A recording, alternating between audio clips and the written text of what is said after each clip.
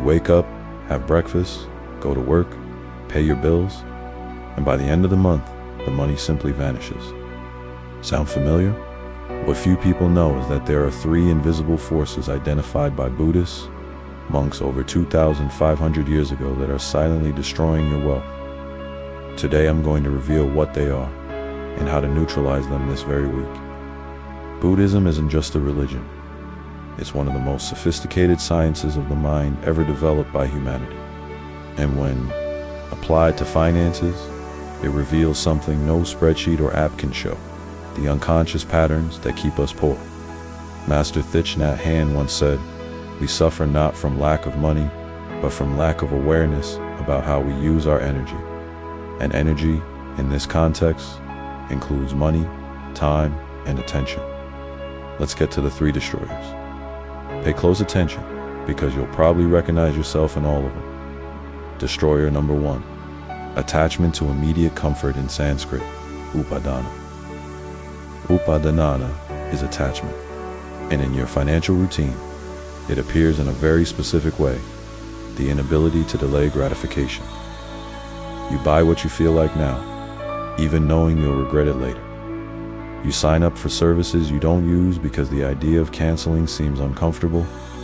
You avoid looking at your bank statement because reality hurts. A Stanford University study with 600 participants showed that people who practiced mindfulness meditation for just 8 weeks made financial decisions 34% more rational than the control group. The simple act of pausing before buying just 3 conscious breaths reduced impulse purchases by 47%. What to do? Before any unplanned purchase over 50 reais, practice the sacred space, 24 hours of waiting. This simple ritual eliminates roughly 60% of impulse purchases.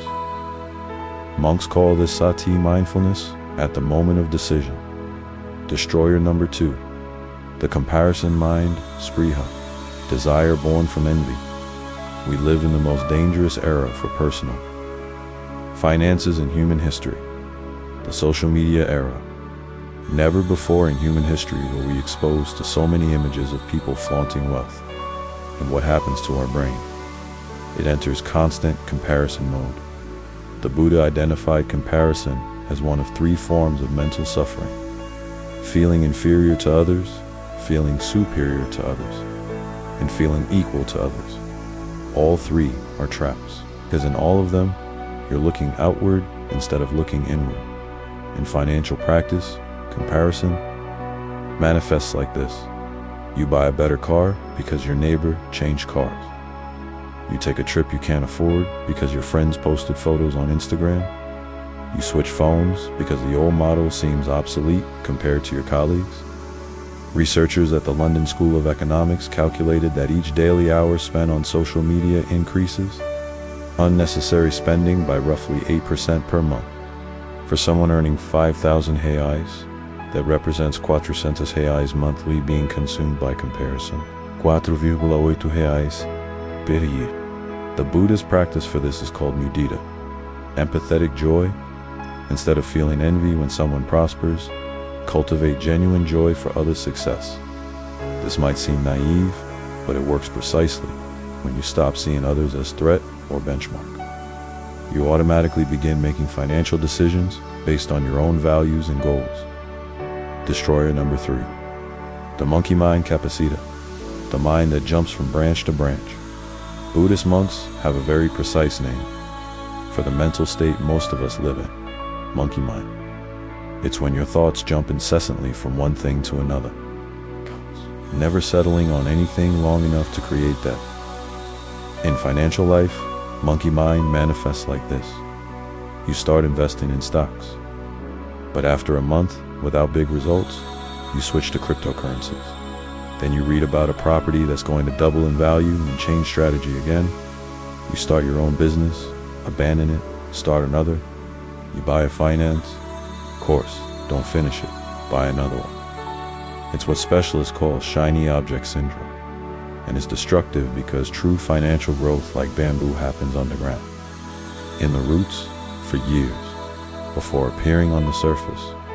The Buddhist cure for monkey mind is the practice of samadhi, deep concentration. In financial practice, this means choosing one investment strategy and following it for a minimum of 3 years before evaluating whether it's worth changing. So let's recap the 3 wealth destroyers that Buddhism identified millennia ago and that are more relevant than ever. First, attachment to immediate comfort, which you combat with the 24-hour ritual. Second, comparison mind, which you transform into mudita, joy for others' success. Third, monkey mind, which you discipline with samadhi, deep focus on a single strategy. Money doesn't flee from hardworking people, it flees from disorganized minds. And the good news is that the mind can be trained exactly like a muscle. If this video made sense to you, tell me in the comments. Which of the 3 destroyers resonated with you most?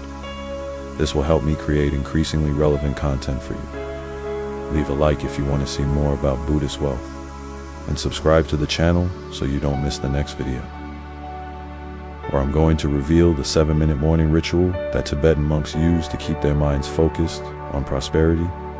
Until then,